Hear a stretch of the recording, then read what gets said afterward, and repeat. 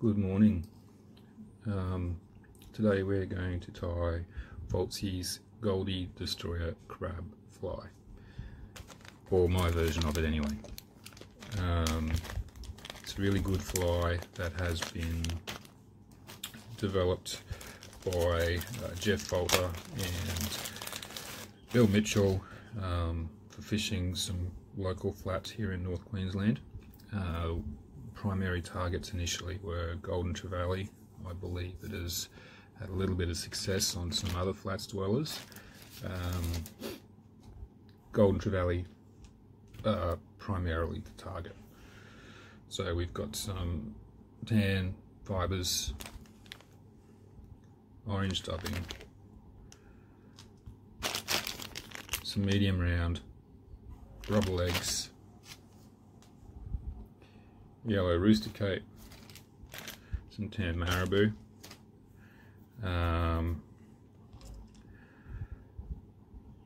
5/32 of an inch dumbbell eyes, and we have some lead eyes. Today we're tying on a 1/0 Mustad C70 SD hook. Nice alternative to your budget conscious alternative to the SL12S. SL12S is a great hook. The Mustad is also a very good hook, and at this point I haven't had any problems with them pulling or straightening. So we'll get started.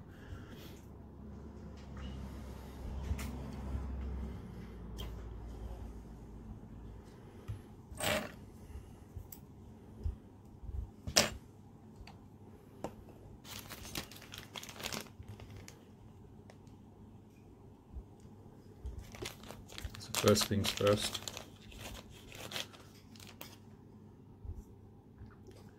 my hot spot. So I mean, you can use, like I'm using a tan thread today, you can also use shell pink or orange. I've seen numerous permit crabs tied in the States using chartreuse. This is just sort of what I do sometimes.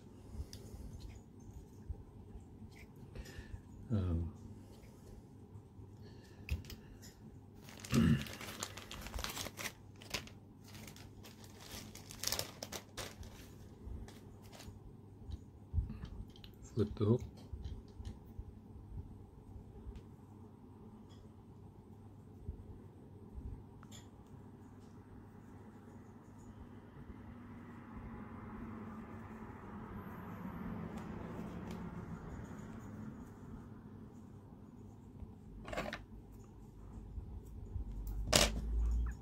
A little bit of marabou.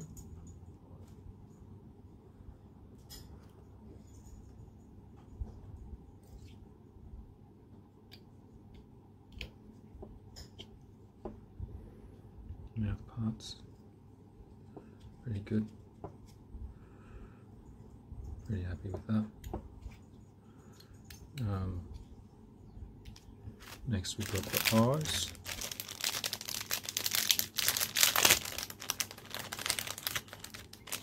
Now these are large mono eyes that I've got here, but to do the trick, they'll stand out for sure.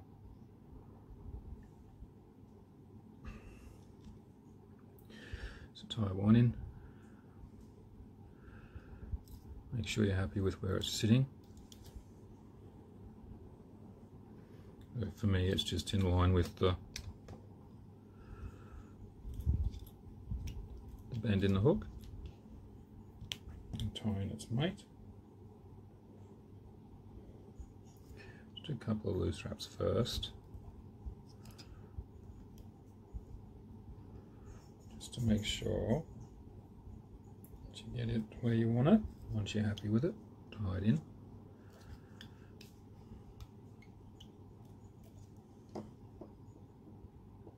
Course,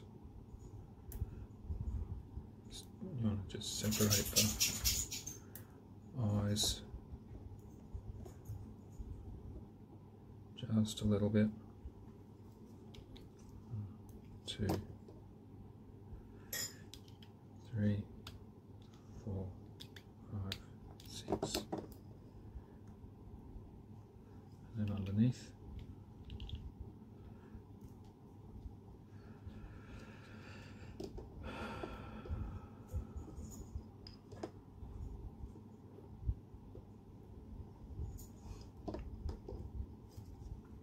It's a fly, I think I've said before, it's not hyper realistic. It's more of an illusion of something. It's important to, I think anyway, to match it fairly closely to your substrate that you're fishing on. So if you're fishing a very light substrate, use some very light fibres. If you're fishing a darker substrate, use a darker fibre.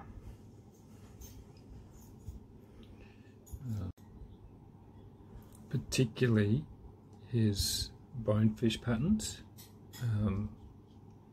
He's also developed, I think, the Squishers shrimp, which has been plastered all over Instagram and the other socials, in the gob, the triggerfish, and all of that sort of stuff. So if you haven't dealt with him before, do yourselves a favour. He sells some awesome materials. So he's also where I get my large dumbbell eyes from. A lot of the time he's also where I get my rubber legs from. Yeah, so we've got the we've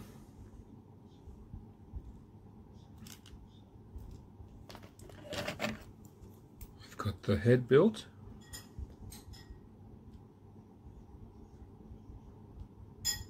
There's a few stragglers there, but that's alright. Next thing, of course, is the weight. So we want lead or solder wire, a little bit of extra weight. So we want it to extend just beyond the bend in the hook.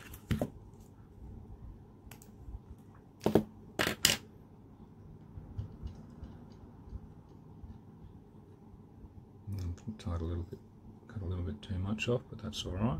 So start at the back here.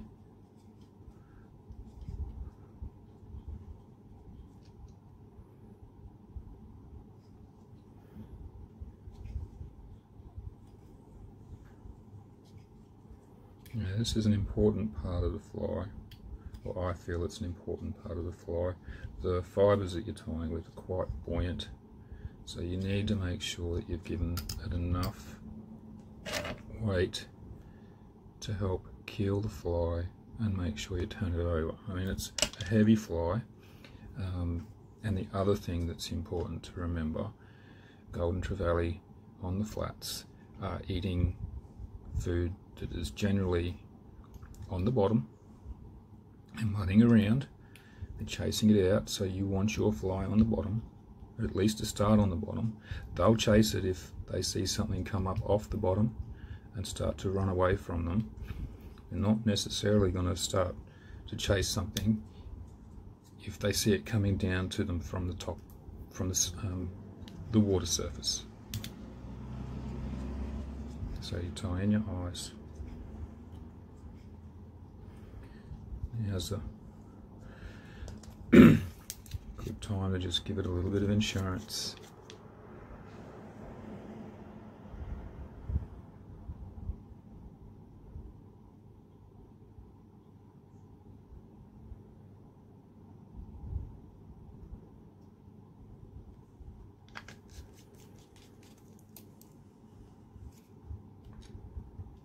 It's not a hard tie to fly.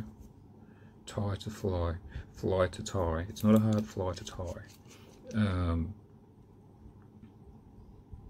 Just has a number of steps, and it takes a bit to get used to it. So Voltzy developed something called the V-wrap, which is what I'm going to be using to tie in the fibres, which is where I'm at now. You see in a lot of the old merkins and some of the other permit flies that you see around the place, you've got a lot of X-wraps. so the material sit on top of the hook. With the V-wrap, it allows you to sit the material along or adjacent to the hook. But anyway, you'll see what I mean in a minute. Troy Burbage was the first person to actually demonstrate this technique to me. He took the lead on a fly tying night a few years ago for our local club, and before he moved off to Brisbane. It did take me a while to figure it out, so you can see there it's sort of, yeah.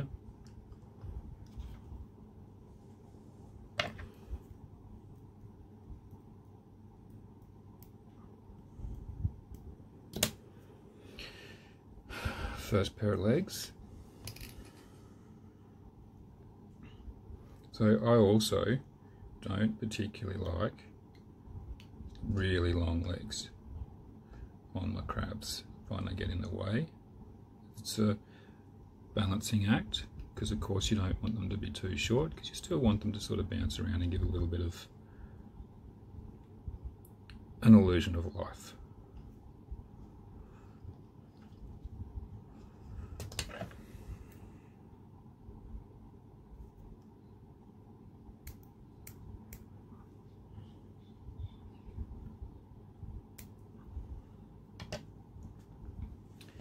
And so we continue along the shank of the hook.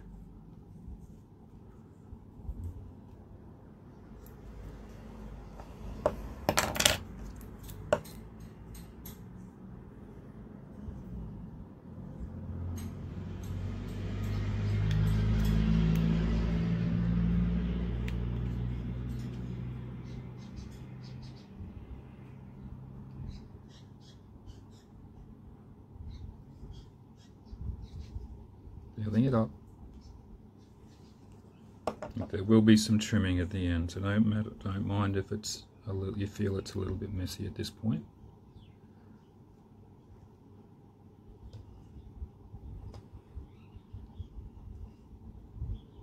So I've just put on another 2 bunches of fibres.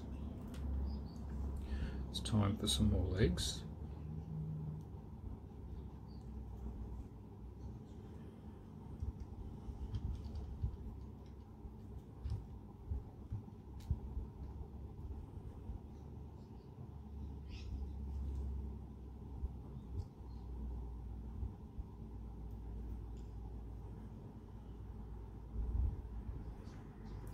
So again, it's important that you get your legs in just where you want them. They can be a bit fiddly. Take your time. It's not a race.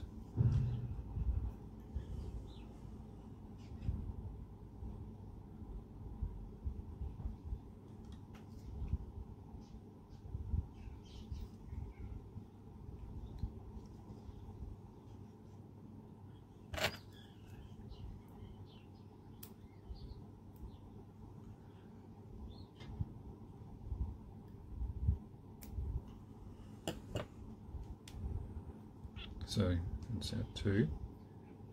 So we're nearly there.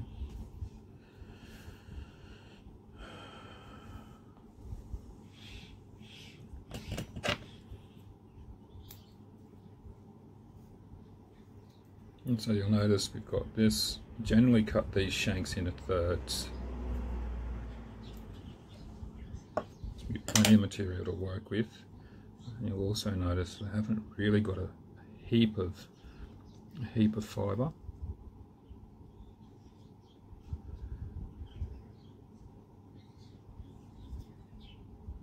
And as much as a heavy crab fly can be subtle, you do sort of want the materials to be a little bit subdued in the water. You want them to see it, but you want them to look at it like it's hiding, something sticking its head up out of the ground or something like that.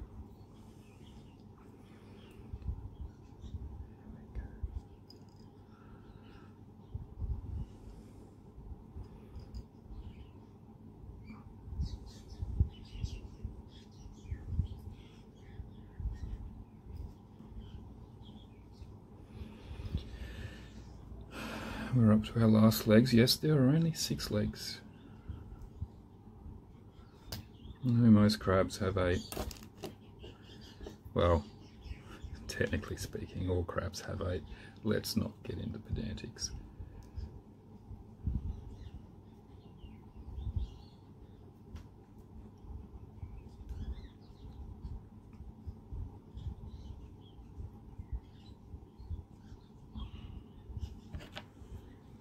So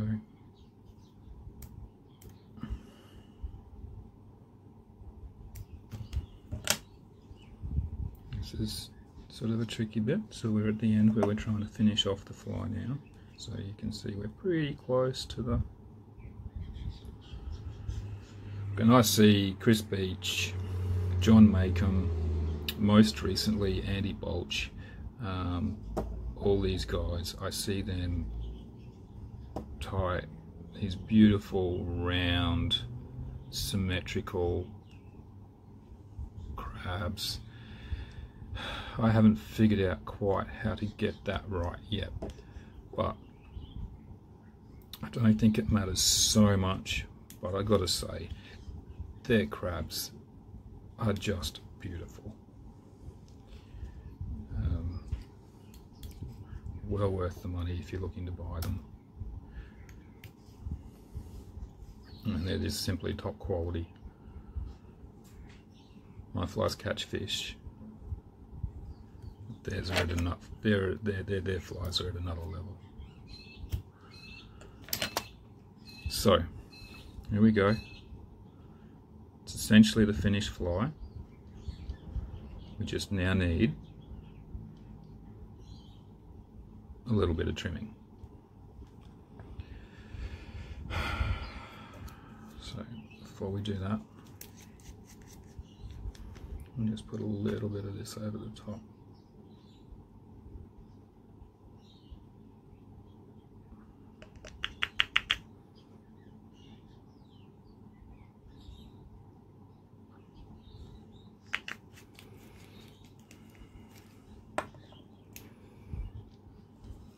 And a little bit underneath.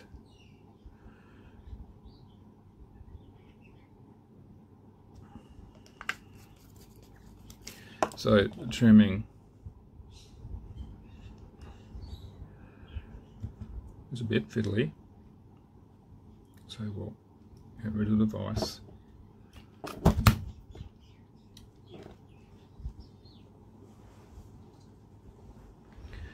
So you can see here, this is what the fly looks like right now. So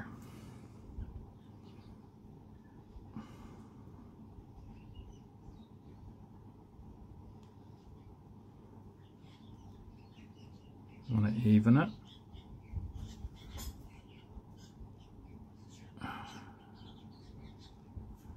Even it up. Try and get all the fibres up, so separate it out from the marabou.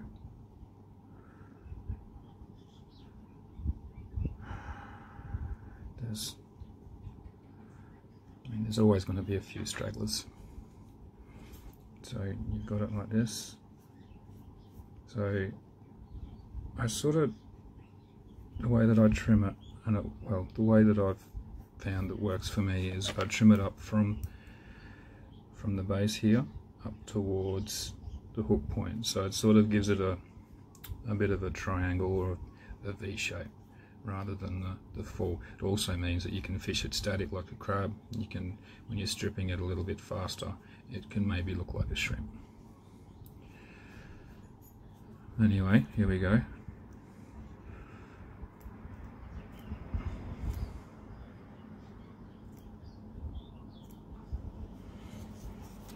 Trimming a little bit at a time.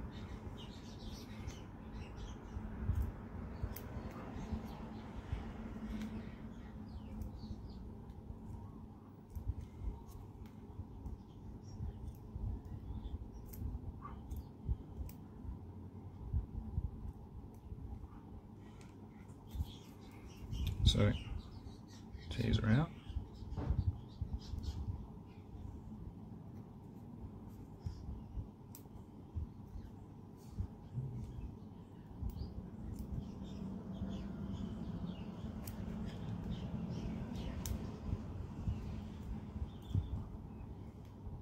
Just cutting a few stragglers off, and there we have it. Just about done. You've certainly got the shape. The next thing is we just want to make sure that our legs are even, so we just trim them off.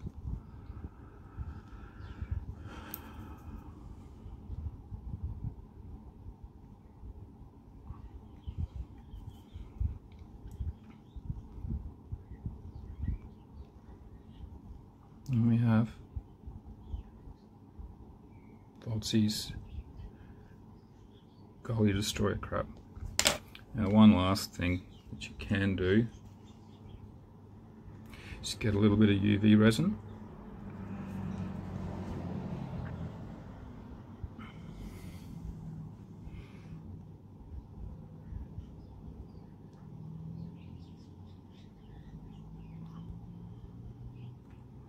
Just hammer it a little bit.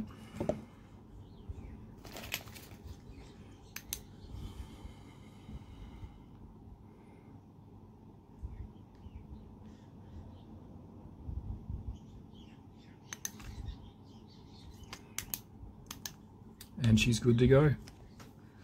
Thanks for watching.